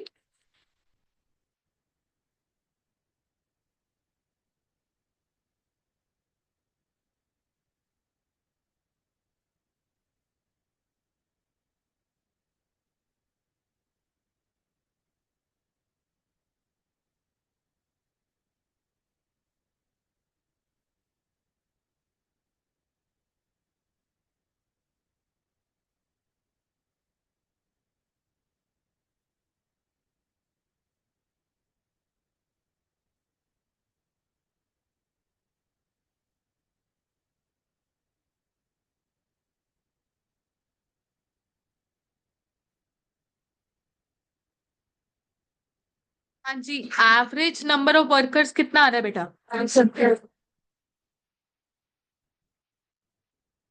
Average number of workers आ रहा है 600। इसके बाद क्या करना है? सेपरेशन मेथड लगाएंगे। अब आप सोचो, इंफॉर्मेशन तो फ्लक्स की भी अवेलेबल थी ना 10%, वो क्यों नहीं लगा सकते? बिकॉज फ्लक्स के न्यूमरेटर में दो चीजें आती हैं, क्या क्या? सेपरेशन और एक्सेशन। दोनों ही गायब है, दोनों ही पूछी है, तो दो दो मिसिंग फिगर्स तो एक इक्वेशन से निकलने वाली है, एक फॉर्मूला से। तो पहले लगा ही सकते हैं सेपरेशन मेथड। 3% है, ठीक है जी, 3% है।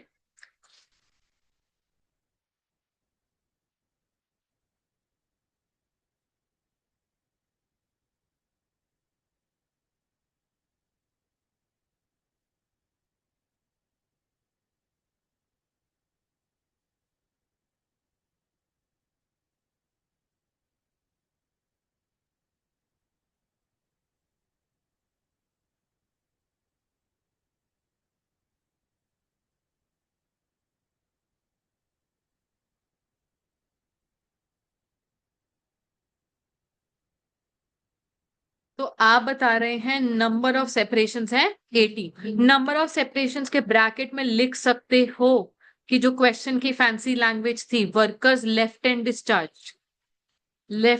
डिस्चार्ज्ड आ रहे हैं 80।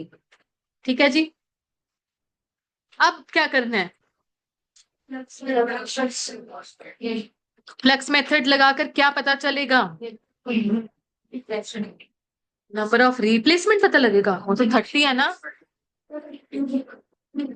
हम बोल सकते हैं टोटल एक्सेशन, क्योंकि क्वेश्चन की रिक्वायरमेंट ही क्या है? एक्सेशन बताओ, मतलब इंक्लूडिंग रिप्लेसमेंट टोटल नंबर बताओ।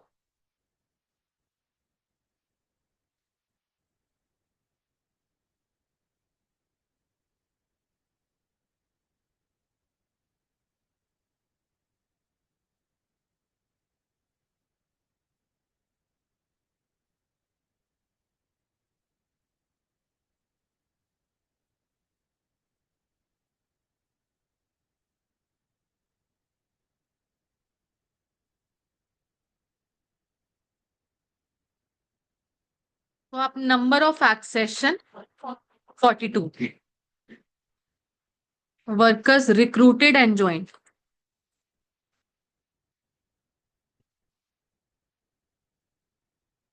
बता रहे हैं 42। बिल्कुल ठीक है। हाँ जी, फर्दर रिक्वायरमेंट पर बढ़ने से पहले एक सेवा भाव मतलब जो चीज क्वेश्चन ने नहीं पूछी, हम बस एक्स्ट्रा एनालिसिस अपने खुद से ही कर रहे हैं, हमारा मन कर रहा है, श्रद्धा जाग रही है। अगर मैं आपसे पूछूं purely number of new recruitment, 12 सभी बच्चे बता रहे हैं।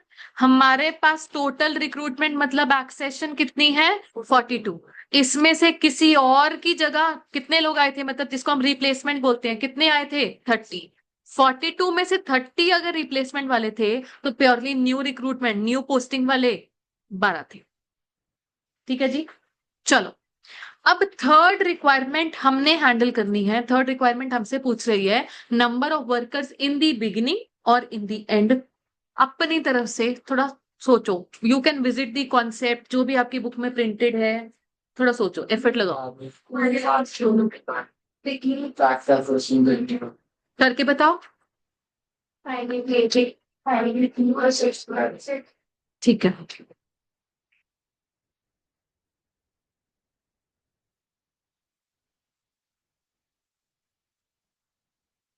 अभी मैं स्क्रीन पर लिख रही हूँ, पर आप अपनी तरफ से कोशिश करते रहे, मैं नोट करने का टाइम दे दूंगी।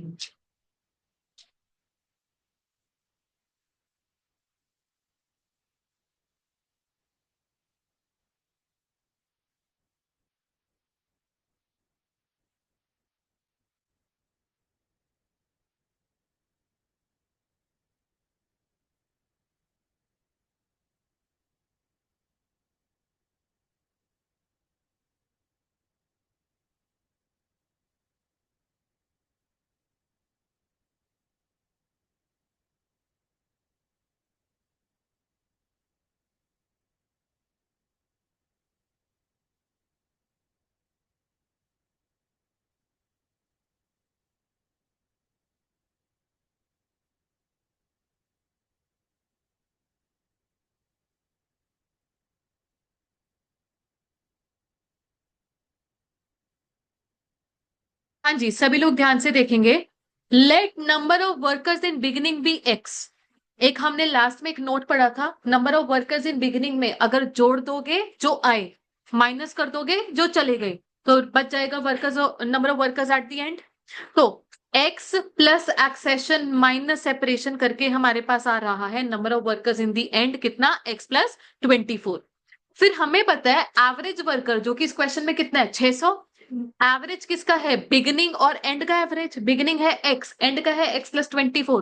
तो आपसे यहां पर एक्स की वैल्यू आ जाएगी और हमारी रिक्वायरमेंट आंसर हो जाएगी। कर लीजिए नोट, कर लीजिए कंप्लीट इसे, यहां से फिर आंसर दे पाओगे। Hence number of workers in beginning है 588 और एंड में क्या करना है, एक्स प्लस 24, 612। लीजिए, if there is any repeat explanation required, please let me know.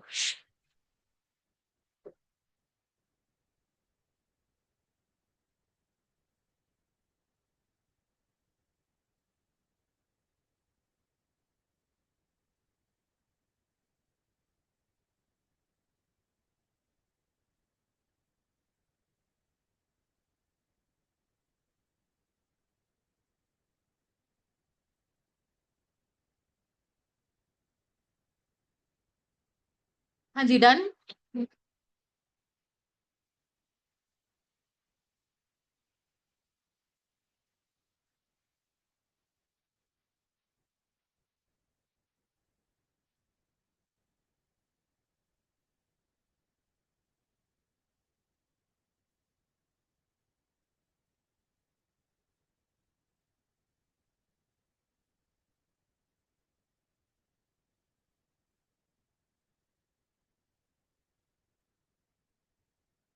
हाँ जी, ऑल डन। चलो, इस क्वेश्चन की एक और रिक्वायरमेंट है, कॉन्सेप्ट अभी तक हमने डिस्कस ही नहीं किया। वो रिक्वायरमेंट आपसे पूछ रही है equivalent employee turnover rate for the year. आप ध्यान से देखो, जो आपने इसके पहले क्वेश्चन नंबर 11 किया था वो ऑलरेडी फॉर द ईयर ही था। बिगिनिंग कहां से थी, 1 जन, एंडिंग 31 दिसंबर, पूरा पूरा ईयर उसमें कवर्ड था। बट यहां पर कौन सी ड्यूरेशन की बात कर रहे हो, क्वार्टर, वो भी कौन सा स्पेसिफिक क्वार्टर, क्वार्टर एंडेड 31 मार्च, जनवरी फरवरी मार्च, 3 महीनों की बात की गई है। तो जो आपके पास ये रेट कैलकुलेशन है 10%, 5%, 3%, ये 3 महीनों का है। अब इसको आपने कन्वर्ट करना है एनुअल बेसिस पर, तो वो चीज बन जाती है equivalent employee turnover rate for the year. तो कॉन्सेप्ट क्या है, आइए देखिएगा।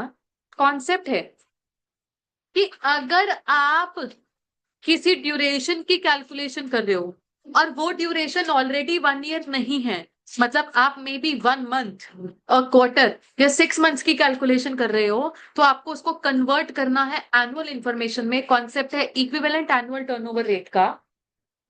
अब यहां पर न्यूमरेटर में रखोगे what ever rate calculation you have done for the quarter, इस क्वेश्चन में क्वार्टर है, divided by number of days in the quarter multiplied by number of days in the year. ये शॉर्टकट प्रेफरेबली नहीं मारना होता कि एक क्वार्टर का 10% है तो पूरे साल का इंटू 4 करके 40% आ जाएगा, ये नहीं हमने शॉर्टकट मारना होता। ठीक है जी, डेज के हिसाब से काम करेंगे, स्पेसिफिकली व्हेन डेज की information is available to you. यहाँ पर स्पेसिफिक इंफॉर्मेशन होने का मतलब है कि आपको क्वार्टर का नाम पता है, क्वार्टर कब खत्म हो रहा है, कौन सा क्वार्टर है, जैन टू मार्च वाला है। यहाँ पर अगर जेनरिक वर्ड होता क्वार्टर, ये ना बताते एंडेड 31 मार्च, तो आपको अलाउड था, तो आपको अलाउड था कि आप इंटू 4 कर सकते थे। एक क्वार्टर का 10 है तो पूरे साल का कितना, 40। बट जब यहां पर डेज कैलकुलेट करने की पॉसिबिलिटी है, स्पेसिफिक नाम दे दिया, तो उसके हिसाब से चलोगे। आपका एग्जाम में क्वेश्चन था जिसमें हमारे पास था कि आप अप्रैल की कैलकुलेशन कर रहे हो और वहां पर आपको कैलकुलेट करना है इक्विवेलेंट लेबर टर्नओवर रेट।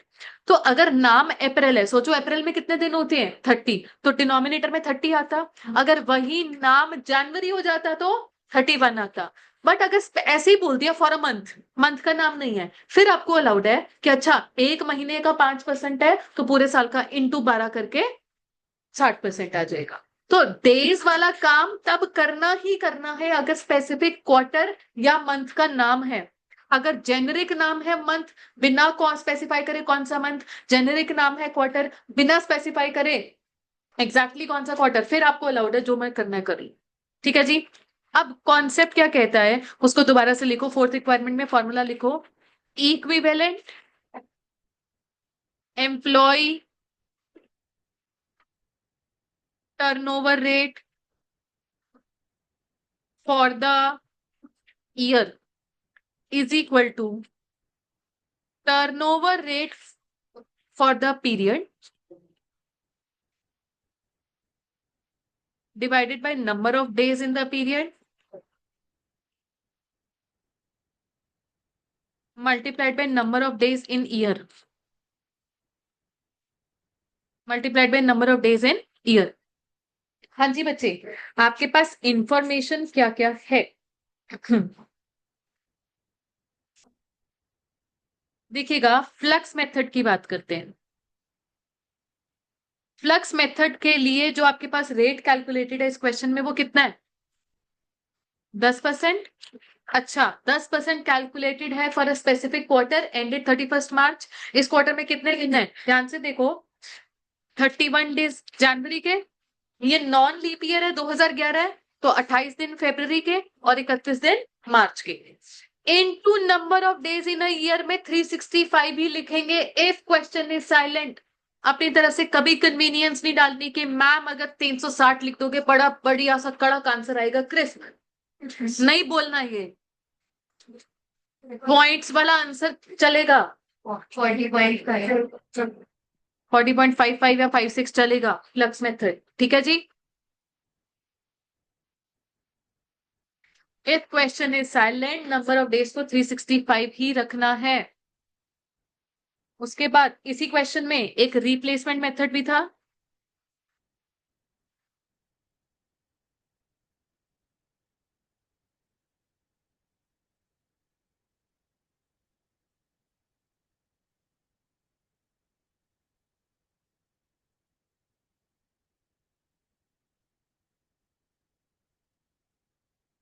ये बताओ कितना आ रहा है? 20 पॉइंट।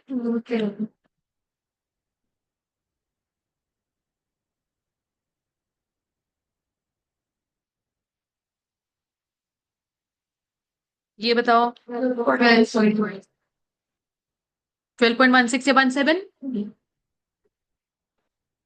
लो जी, इक्विवेलेंट एनुअल टर्नओवर रेट, सभी को क्लियर है ये चीज? All right. सभी बच्चे अब यहीं पर बैठे बैठे खुद से बिना किसी आपसी डिस्कशन के मुझे क्वेश्चन नंबर 13 करके बताएंगे। Question number 13 please. Question number 13।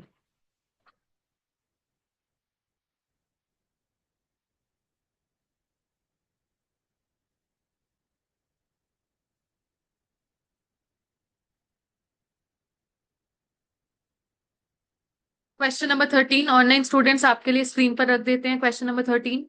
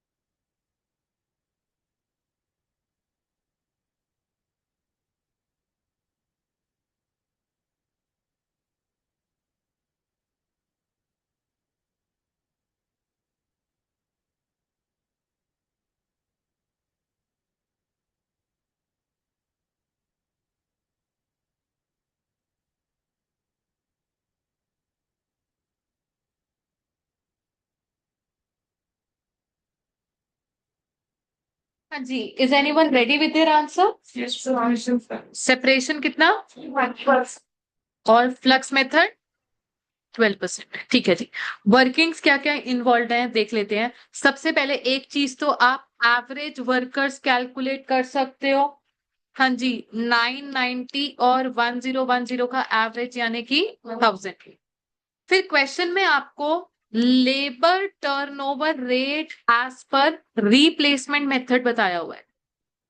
Formula जरूर लिखना है हर क्वेश्चन में, number of replacement upon average number of workers into 100।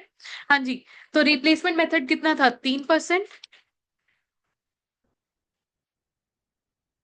तो यहां से आपके पास नंबर ऑफ रिप्लेसमेंट आ रही है 30। ईशा आपके पास 30 रिप्लेसमेंट आ गई है। अब नंबर ऑफ रिप्लेसमेंट आ गई है तो और आगे हम क्या काम कर सकते हैं देखिएगा, हम एक्सेशंस कैलकुलेट कर सकते हैं। एक्सेशंस क्या होते हैं? Replacement plus new recruitment. वो क्वेश्चन ने आपको बताई हुई है न्यू रिक्रूटमेंट 40, इधर से रिप्लेसमेंट हमने कैलकुलेट कर ली 30, तो एक्सेशन आ गया 70। ज्यादा से ज्यादा और क्या कॉन्सेप्ट लग सकता है? Number of separation find out करने का, बिकॉज हमारे पास एक कॉन्सेप्ट है वर्कर्स एट बिगिनिंग में जोड़ दो एक्सेशन, माइनस कर दो सेपरेशन, तो बच जाता है workers at end. Workers at beginning कितने थे बच्चे? 990।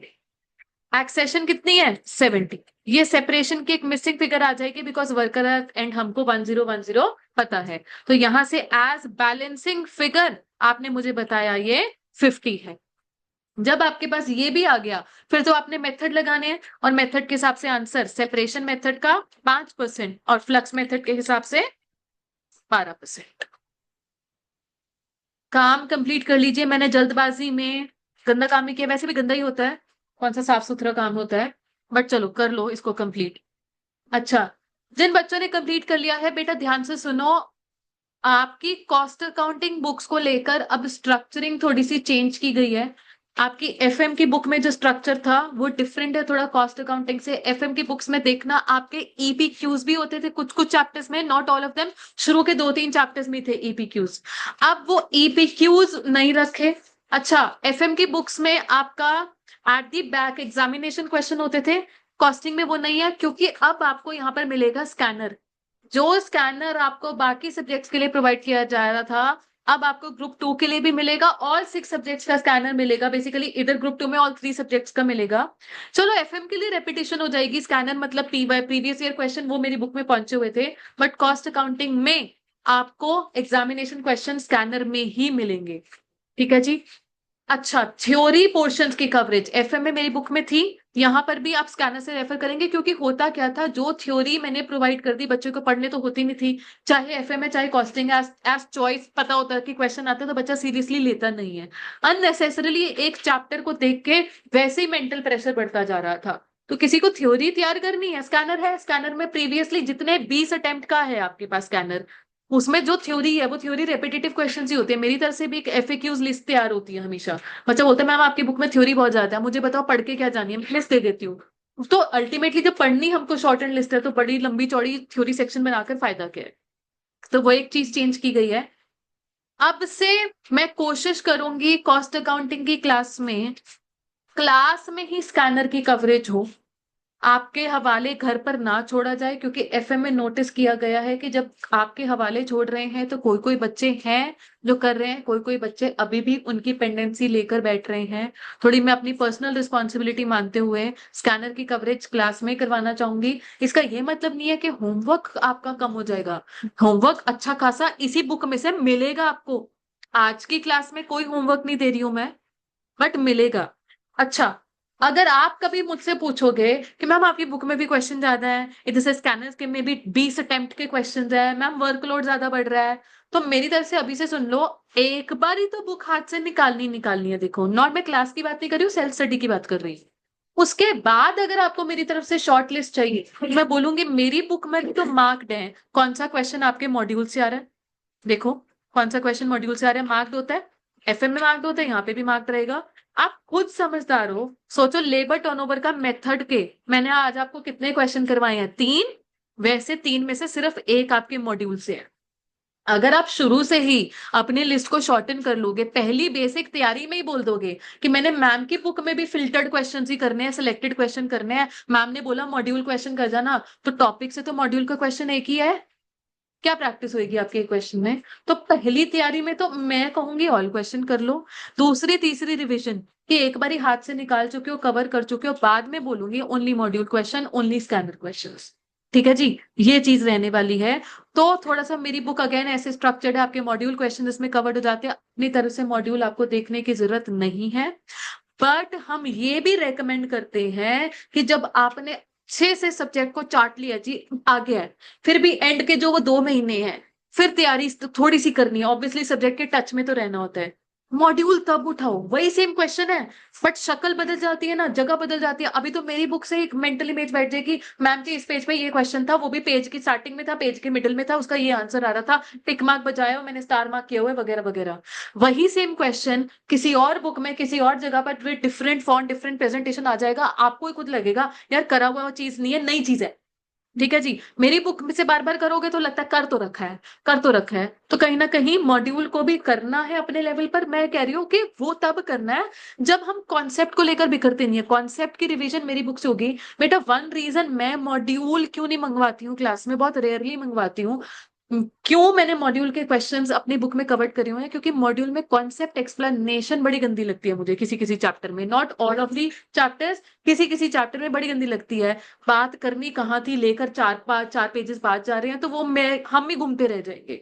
इसलिए उस चीज को मैंने थोड़ा बेटर स्ट्रक्चर किया हुआ है आपकी बुक्स में। बट इसका ये मतलब नहीं है कि मॉड्यूल एक इंपॉर्टेंट चीज नहीं है, इंपॉर्टेंट चीज है आपके लिए, हर सब्जेक्ट के लिए है, इस सब्जेक्ट के लिए भी रहेगी। ठीक है जी। अच्छा, जो बच्चे आज हमारे साथ नए जुड़े हैं, मनीषा, ईशा एंड मंशा, बेटा आप लोगों को पता होना चाहिए when ever there is any doubt, वैसे तो डे टू डे मैं मिलती ही रहूंगी, अदरवाइज कोई भी छोटी छोटी चीजें हैं, ड्रॉप मी या व्हाट्सएप टेक्स्ट एनी टाइम। मेरे हाथ में वर्चुअली मेरा मोबाइल रहता है। ठीक है, मेरा मन करता है तो मैं 1 सेकंड के अंदर भी आंसर कर देती हूँ, मन करता है तो विद इन 24 घंटे कभी भी आंसर कर दूंगी, 6 घंटे बाद। आप में से कई बच्चों ने मुझे लास्ट वीक एक कुछ रिमाइंडर्स दिए थे, मैम भेज दो, मेरे हाथ में मोबाइल है, मुझे नोटिफिकेशन से दिख रहा है। मैंने इसलिए नहीं खोला था कि एक बोझ रहे कि मुझे कोई चीज शेयर करनी होती है आप लोगों के साथ, इसलिए मैं वो अनरेड छोड़ देती हूँ। बट अदरवाइज मुझे पता है कौन से बच्चे का क्या मैसेज आया हुआ है, मुझे कब उसको रिस्पॉन्ड करना है। ठीक है जी। एंड ऑल्सो वन थिंग, क्योंकि नए बच्चे जुड़े हैं, मैं अगेन बात तो एफएम की कर रही हूँ, कॉस्टिंग की बात नहीं है, बट ध्यान से सुनो। कल एफएम में हमने एक वर्कशीट शेयर की थी क्लास में, as a surprise test kind of दिया, कुछ बच्चों से सॉल्व हुए, कुछ कुछ क्वेश्चन किसी से नहीं भी सॉल्व हुए। बट इन दी इवनिंग मेरे पास मैसेज आने शुरू हुए, मैम मैंने क्वेश्चन सॉल्व किया, देख के बताना ठीक है कि नहीं है। मैंने अभी तक किसी को कुछ हाँ या ना कही नहीं है, ऊपर ऊपर से देखा है। ठीक है जी। बट ये चीज मुझे इतनी अच्छी लगी कि बच्चों में वो क्यूरियोसिटी है कि आखिर हमसे क्लास में बैठ के वो क्वेश्चन क्यों नहीं हुए। मैंने बोला घर जाके पढ़ के करना, तो उन्होंने किए हैं। एंड बेटा यही मेहनत है, यही एफर्ट है जो आपका रिजल्ट लेकर आएगी। मैं ये नहीं कह रही हूँ जिसका मेरे पास मैसेज नहीं आया वो पढ़ नहीं रहा है, कई बच्चों का मैसेज नहीं आया होगा, वो करा होगा। बट उन बच्चों के लिए जिन्होंने सोच दिया हाँ वर्कशीट चली गई, मैम ने भी कौन सा चेक करनी है, चलो दी रात गई बात गई, छोड़ देते हैं वर्कशीट, उन लोगों को मैं बोल रही हूँ सीरियसली टेकअप करो। नॉर्मली क्या होता है, teacher outside of the classroom कभी दिख जाती है ना चलते फिरते सड़क में, बच्चे शक्ल छुपा के भागते हैं। कल बच्चा मुझे एक मिला आप में से, उसने रोक के बोला मैम वर्कशीट के ये क्वेश्चन हो गए थे, नहीं हो गए थे। इतनी बात मुझे पसंद नहीं आई कि बच्चे में इतनी मेहनत का जज्बा है कि वो परेशान हो रहा है क्वेश्चन हुए नहीं हुए। मैसेज आए हैं, मिला भी कोई बच्चा। इमेजिन करो मैं अपने जमाने में टीचर दिख जाता था, मैं शक्ल छुपा के भागती थी, देख न ले मेरे को टीचर पकड़ के बैठ गई। यहाँ पे बच्चा मेरे को पकड़ के खड़ा हो गया बीच सड़क में, मैम क्वेश्चन ऐसे हुए थे। बहुत अच्छी लगी ये बात मुझे। तो वो जज्बा होना चाहिए। एंड उसके लिए कोई बात नहीं ठीक लगती, मैं हूं उतनी अप्रोचेबल कि मैं आपसे बात करूंगी, मैंने कभी मना थोड़ी ना किया मैं किसी से बात नहीं करूंगी। बट वो इनिशिएटिव आपकी तरफ से आना चाहिए कि आपको कहाँ चैलेंज आ रहा है, क्या दिक्कत आ रही है, इनिशिएटिव तो लो, मेहनत करो घर पे। वो मुझे घर की वो मेहनत चाहिए। अब तो टाइम नहीं है बेटा, सितंबर बहुत दूर नहीं है। हमेशा मैं समझती हूँ, मैं ये भी कहती हूँ जिंदगी रोकनी नहीं होती। फॉर एग्जाम्पल किसी के कोई वेकेशन है, फैमिली वेकेशन पे जा रही है, शादी आ रही है, हाँ जी मुल्लापुर में आईपीएल मैचेस भी आएंगे, सब कुछ होगा आने वाले अपकमिंग मंथ्स में, सब कुछ होगा। करो अपनी जिंदगी, एंजॉय कब रोकनी है? एग्जाम के 3 महीना पहले, जून जुलाई अगस्त, 3 महीने के लिए जिंदगी रोकनी है, तब फुल टू मतलब 100% स्टडीज में इन्वॉल्व होना है। उससे पहले अगर कहीं और टाइम जाता भी है, थोड़ा दिमाग में बिठाना, that is a borrowed time. Borrowed time मतलब उधारी ली है, उसको पे बैक करना है। मतलब वीकडे में अगर कुछ कहीं पर कॉम्प्रोमाइज आ गया, उसको वीकेंड पर पे बैक करना है। अगर कोई इंसान चल ही बोरोड टाइम के कॉन्सेप्ट पर रहा है, वो कभी कह ही नहीं सकता मेरे पास खुला टाइम है। जिसके पास चली उधारी रही है, वो कैसे कह सकता है मेरे पास बहुत कुछ है? उधारी नहीं करनी है, उधारी अलाउड है, बट उसको पे बैक भी टाइमली करना है। अगर ट्यूसडे वेडनेसडे में कोई टाइम कॉम्प्रोमाइज आ गया, संडे को हमारा कोई मैच हो गया, तो make sure within 1 week उसको पे बैक करना ही करना है। ठीक है जी। अब जो कॉस्ट अकाउंटिंग वाले बच्चे आज से जुड़े हैं, दे कैन एग्जिट। बाकी बच्चे रुके रहेंगे फॉर डिस्कशन ऑफ एफ। ठीक है जी। ठीक है मंशा, you can exit the session. Manu आप बने रहेंगे प्लीज।